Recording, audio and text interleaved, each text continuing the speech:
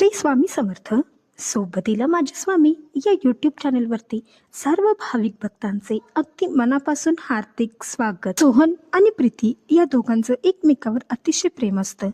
त्या दोघांचं लग्न ठरलेलं असतं. प्रीती रडत असते. त्यावर सोहन विचारतो तिला, प्रीती तू का रडते आहेस? लग्नाची तयारी कर तू. त्याच्यावर प्रीती म्हणते, आज बाबा पुन्हा एका ज्योतिषाकडे गेले होते. त्यांनी सांगितलं आहे तुला कडक मंगळ आहे. ज्या मुलाशी तुझं लग्न होईल त्या मुलाच्या आयुष्यात खूप मोठं संकट येईल. सोहम मला तुला गमवायचं नाहीये. आपण हे नातं इथेच थांबूया. त्यावर सोहम तिला म्हणतो, अगं वेडे, ग्रहांची भीती कोणाला वाटते? ज्याच्या आयुष्यामध्ये देव नाही त्याला वाटते.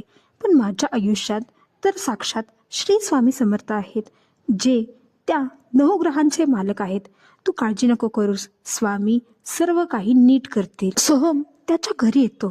घरी आल्यानंतर सोहमचे बाबा त्याला म्हणतात, सोहम मी तुला हे लग्न करू देणार नाही. मंगळ दोष म्हणजे तुला काय थट्टा वाटते की काय? मी माझ्या एकुलत्या एक मुलाचा जीव असं धोक्यात नाही टाकू शकत. बडजींनी स्पष्ट सांगितलं आहे, मंगळ दोषाच्या मुलीबरोबर लग्न झाल्यानंतर त्याचा अपघाती मृत्यू अटळ आहे आणि मी हे नाही करू शकत. त्यावर सोहम त्यांना म्हणतो, बाबा मृत्यू देणाराही तोच आहे आणि वाचवणाराही तोच आहे. जर स्वामींचीच इच्छा असेल मी आणि प्रीतीनं एकत्र राहावं तर हा मंगळ आमचं काहीही वाकडं करू शकणार नाही. मी या लग्नाचा निर्णय घेतला म्हणजे माझा स्वामींच्या शब्दावर पूर्ण विश्वास आहे. भिवू नकोस, मी तुझ्या पाठीशी आहे. सोहन प्रीतीला सांगतो, आपण एकदा अक्कलकोटला नक्की जाऊन आलं पाहिजे. त्यावर प्रीती म्हणते, हो का नाही, आपण नक्की जाऊ. ते दोघेही अक्कलकोटमध्ये येतात.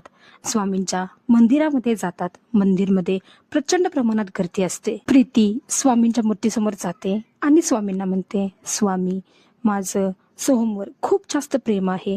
माझ्याच नशिबात हे सर्व अडथळे काय येत आहेत स्वामी? मला या अडथळ्यातून मुक्त करा. मला सोहन बरोबर राहायचं आहे.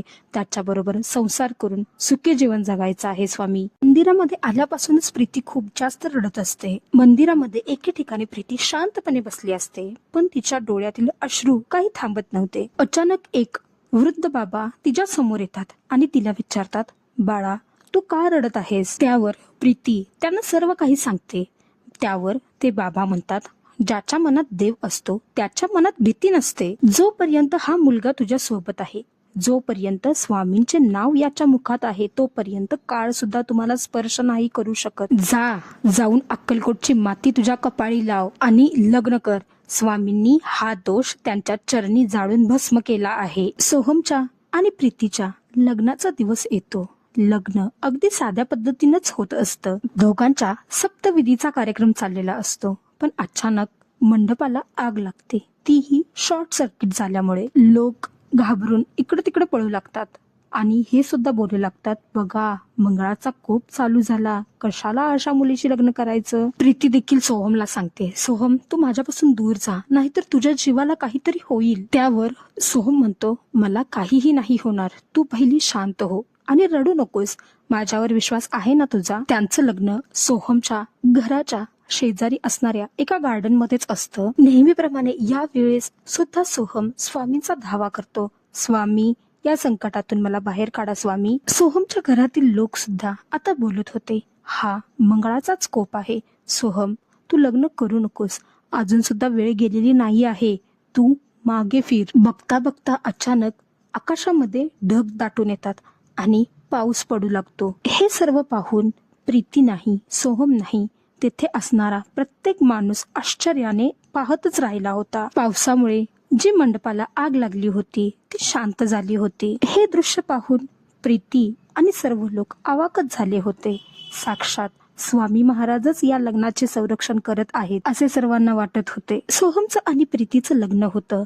त्यांचा सुखाचा संसार चाललेला असतो. त्यांना खूप चांगला असा मुलगा झालेला असतो.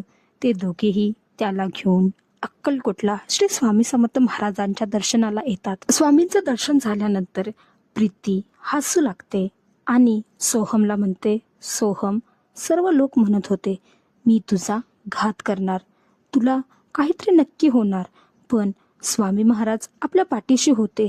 त्यामुळे तू एक आता सक्सेसफुल इंजिनियर आहेस. त्याचबरोबर आपला संसारही सुखाचा आहे. त्यावर सोहम तिला म्हणतो, प्रीती, आपले नशीब खूप चांगलं आहे. आपण स्वामींचे खूप मोठे भक्त आहोत. स्वामींचा वरदहस्त जर एखाद्यावर असेल तर त्याचं आयुष्य आपोआप चांगलं होऊन जातं. त्याच प्रकारे आपलंही बनलं आहे. आधीपासूनच मला स्वामींवर पूर्ण विश्वास होता. हातावरील रेषेपेक्षा स्वामींच्या पायातील धूळ खूप मोठी असते, हेच सत्य आहे. मंगळ दोष असणारी प्रीती आणि मंगळ दोष नसणारा सोहम या दोघांचा संसार अगदी सुखाने चालला आहे. स्वामींचा वरदहस्त ज्याच्यावर असतो त्याचं नेहमी कल्याणच होतं. श्री स्वामी समर्थ. आजची कथा कशी वाटली हे सांगायला अजिबात विसरू नका. या व्हिडिओला लाईक करा, शेअर करा, माझ्या चॅनेलला सबस्क्राईब करा. कमेंट बॉक्समध्ये श्री स्वामी समर्थ महाराजांच्या नावाचा जयघोष करण्यास अजिबात विसरू नका. श्री स्वामी समर्थ. धन्यवाद.